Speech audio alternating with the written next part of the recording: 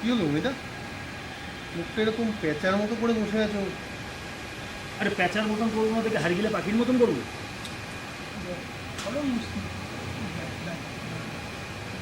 ব্যাপারটা কি হয়েছে? দুস শালা, এতটুকু কথা বলতে কতগুলো ব্রেক লাগালো। আরে খুলে বলো না, কি হয়েছে?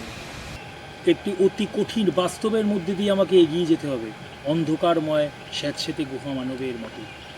আমাকে বিবাহের জন্য পাত্রী পছন্দ করতে দেখতে যেতে হবে। বাড়ির লোক দেখে এসছে, এখন শুধু আমার দেখার পালা। ব্যাস, আর এগিয়েও না মনিদা।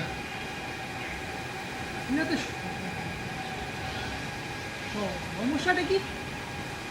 আমার ইচ্ছা করছে কি তোর চিরনিদ্রায় শায়িত করে লৌহ শলাকার পিছনে দিন অতিবাহিত করি।